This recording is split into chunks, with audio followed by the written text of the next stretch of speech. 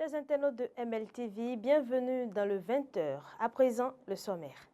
Les étudiants de la Haute École de Commerce et de Management du site de Jéricho à Cotonou organisent un événement inédit visant à promouvoir l'entrepreneuriat et le leadership estudiantin. Plus de détails tout de suite avec le porte-parole du comité d'organisation.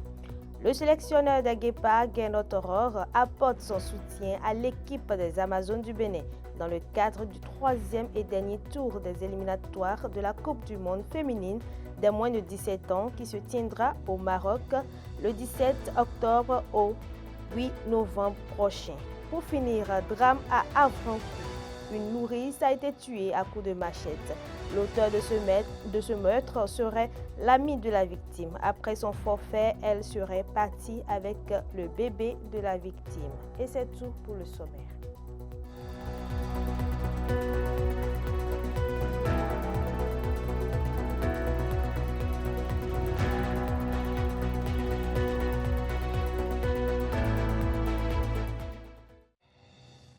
Chers internautes, les études universitaires, ce n'est pas seulement les cours et les exposés.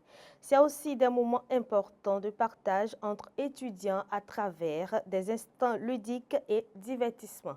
Justement, à cet effet, les étudiants de la Haute École de Commerce et de Management du site de Jéricho à Cotonou organisent un événement inédit visant à promouvoir l'entrepreneuriat et le leadership estudiantin.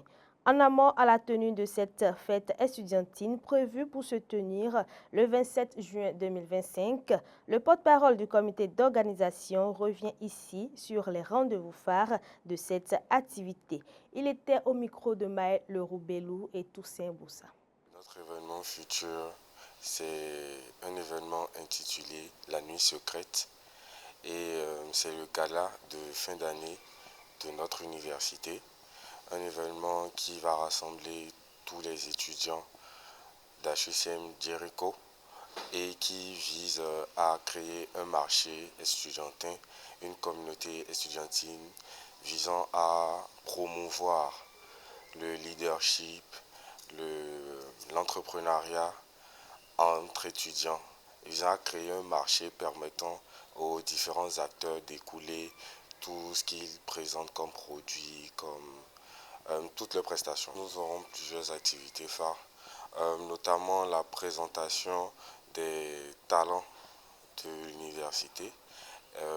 Les différents acteurs, tous ceux qui ont déjà une activité viendront présenter leurs talents. Et nous visons également à mettre en avant les femmes, beaucoup plus, le leadership des femmes, l'intellectuel et l'intellectualisme des femmes aussi. Et puis, afin de mener à bien la tenue de la dite soirée et des activités y afférentes, le comité d'organisation a voulu lancer un appel aux sponsors. On retrouve à nouveau Andy Toupé, porte-parole du comité d'organisation. Nous attendons des partenaires, des particuliers, des sponsors qui aimeraient bien nous accompagner dans cette lancée pour que tout se passe bien comme nous le voulons. Le numéro MTN est 01 53 82 83 38. Nous avons également un numéro Celtis qu'on peut contacter 01 41 22 63 38. Le ministre des Affaires étrangères a reçu ce lundi 7 avril 2025 son homologue de la Slovénie, Mme Tanja Fajon.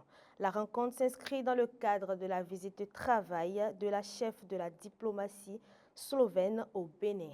À l'issue des échanges, les deux pays ont signé un mémorandum d'entente sur les consultations politiques et diplomatiques. On écoute le récit de Maël Leroux-Bellou.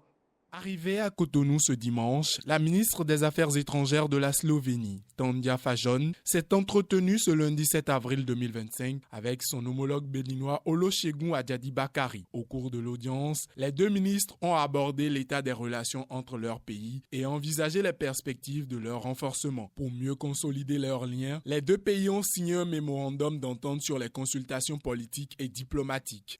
À travers le document, le Bénin et la Slovénie expriment leur désir de renforcer renforcer davantage les relations bilatérales établissant un mécanisme de consultation politique. Les parties tiendront des consultations et des discussions régulières afin d'examiner l'évolution des relations bilatérales entre les deux pays afin d'échanger leurs points de vue sur les questions régionales et internationales d'intérêt commun. Au terme d'une séance élargie aux délégations des deux parties, la ministre des Affaires étrangères de la Slovénie a exprimé sa satisfaction quant au rapprochement entre le Bénin et la Slovénie et à l'évolution positive de leurs relations. Tandia Fajon a par ailleurs souligné la portée des accords signés à Cotonou.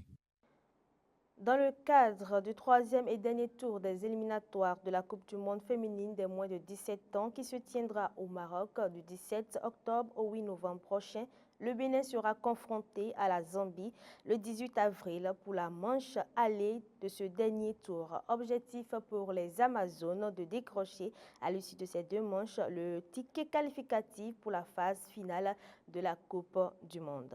Et dans cette veine, elles ont reçu un soutien de taille, celui du sélectionneur des Guépards, Gernot Rohr. À travers une vidéo publiée sur les réseaux sociaux, l'entraîneur franco-allemand a encouragé les Amazones à la victoire. Suivez. Bonsoir aux jeunes Amazones, je vous souhaite bonne chance pour la qualification. Vous allez le faire. Les Amazones sont connues pour leurs exploits. Et faire une Coupe du Monde au moins de 17, il ne reste plus qu'une seule marche à franchir. Ça doit vous motiver énormément. La Zambie est un adversaire de haut niveau, donc ils sont favoris, mais on est, comme c'est comme ça, on est tranquille. On n'a pas la pression. Jouez avec votre cœur, jouez avec votre tête, et battez-vous ensemble comme l'ont fait les Amazones. On termine avec le drame à Ouamon, dans l'arrondissement de Sado à Avrancourt. Dans ce village, une nourrice a été sauvagement tuée lundi 7 avril 2025, informe La Nation. La scène macabre s'est déroulée en plein jour, aux environs de 11 heures. La meurtrière ne serait autre que l'amie de la victime. Selon le récit des faits par le quotidien, la victime a quitté son domicile conjugal assise à Vedo, Djegan, Kwevi, à Porto-Novo, la capitale du Bénin, pour le village de Ouamon peu avant le drame. Elle était partie de la maison avec son amie, présumée responsable de sa mort. C'est sur le chemin qu'est survenu le drame. La victime a été charcutée à coups de machette, abandonnée dans un lac de sang. Dans une construction inachevée, elle agonisait. Ce sont ces gémissements qui ont alerté les passants. Ces derniers n'ont malheureusement pu faire pour lui sauver la vie. Avant de rendre l'âme, la victime a révélé l'identité de son agresseur. Elle a confié que son agresseur est aussi parti avec son bébé qu'elle venait de mettre au monde et dont elle portait encore les marques. Le motif pour lequel l'on a ôté la vie à la victime est pour le moment un mystère. La police informée s'est rendue sur les lieux pour effectuer le constat d'usage. Une enquête a été ouverte pour retrouver le bébé et l'auteur, ainsi que d'éventuels complices. En attendant les résultats de l'enquête, le corps de la victime a été déposé à la morgue.